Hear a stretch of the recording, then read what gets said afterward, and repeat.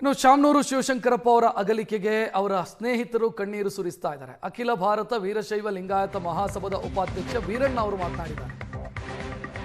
ಅದು ದಾವಣಗೆರೆ ನಗರಸಭೆಯಿಂದ ವಿಧಾನಸಭೆಯವರೆಗಿನ ಅವರ ಜರ್ನಿಯೇ ರೋಚಕ.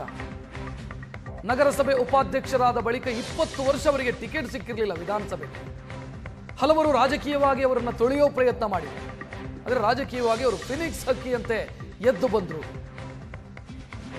ಕಾಂಗ್ರೆಸ್ ವಿಭಜನೆಯಾದಾಗ ಅರಸು ಕಾಂಗ್ರೆಸ್ನಿಂದ ಚಿತ್ರದುರ್ಗ ಲೋಕಸಭೆಗೆ ಸ್ಪರ್ಧೆ ಮಾಡಿದರು.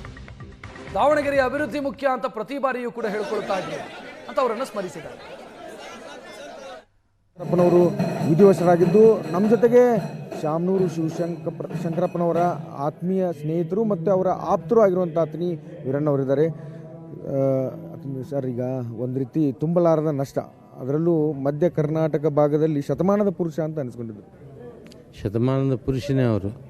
ಬಹುಶಃ ನಿಮಗೆಲ್ಲ ನೆನಪಿದೆಯಲ್ಲ ಗೊತ್ತಿಲ್ಲ, 20ನೇ ಶತಮಾನ ಹೋಗಿ 21ನೇ ಶತಮಾನ ಬರೋದಕ್ಕಿಂತ ಮುಂಚೆ 20ನೇ ಶತಮಾನದ ಯುಗ ಪುರುಷ ಅಂತಂದು ಹೇಳ್ಬಿಟ್ಟು ಅವರಿಗೆ ಸನ್ಮಾನ ಮಾಡಿರ್ತಕ್ಕಂಥ ವಿಚಾರ ದಾವಣಗೆರೆಯಲ್ಲಿ ಭಾಳ ಜನ ಗೊತ್ತಿಲ್ಲ.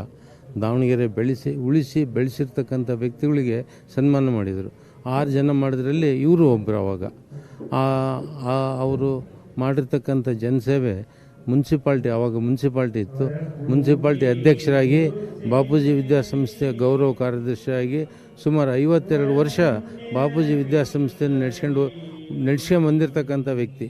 ಇವತ್ತು ಸುಮಾರು 55-60 ಇನ್ಸ್ಟಿಟ್ಯೂಷನ್ ಕಟ್ಟಿ ಬೆಳೆಸಿರ್ತಕ್ಕಂಥ ವ್ಯಕ್ತಿ. ಅದೊಂದೇ ಅಲ್ಲ, ಇಂಡಸ್ಟ್ರಿಯಲ್ಲೂ ಕೂಡ ಶುಗರ್ ಫ್ಯಾಕ್ಟ್ರಿಗಳು ಮಾಡಿರ್ತಕ್ಕಂಥ ಅವರ ಧೈರ್ಯ ಮತ್ತು ಛಾತಿ ಮೆಚ್ಚತಕ್ಕಂಥ ವಿಚಾರ.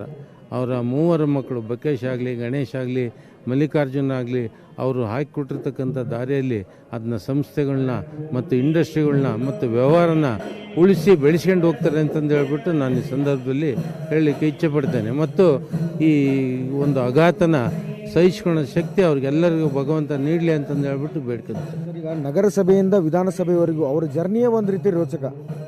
ಏನು ಹೇಳಕ್ಕೆ ಬಯಸ್ರಿ, ಅವ್ರ ಜೊತೆಲಿ ನೀವು ಇದ್ದವರು ಈ ಎಲ್ಲ ಜರ್ನಿಯಲ್ಲಿ? ಅವರು ರಾಜಕೀಯದಲ್ಲಿ ಹೊಸದಾಗಿ 8 ಮುನ್ಸಿಪಾಲ್ಟಿ ಅಧ್ಯಕ್ಷರಾದ ನಂತರ ಅವರಿಗೆ ಟಿಕೆಟ್ ಭಾಳ ವರ್ಷ ಕೊಡಲಿಲ್ಲ. ಭಾಳ ಎಲೆಕ್ಷನ್ ಬಂದಾಗ ಟಿಕೆಟ್ ಕೊಡಲಿಲ್ಲ. ಫಸ್ಟ್ ಎಲೆಕ್ಷನ್ ಬಂದಾಗ, ಅಂದರೆ ಇವರು ಫಸ್ಟ್ ಎಲೆಕ್ಷನ್ ಬಂದಾಗ ದೇವರಾಜ ಅರಸು ಅವರು ಚೀಫ್ ಮಿನಿಸ್ಟರ್ ಆಗಿದ್ದರು. ದೇವರಾಜ ಅರಸು ಒಂದು ಮಾತು ಹೇಳಿದರು ಇವರಿಗೆ, ಶಿವಶಂಕರಪ್ಪ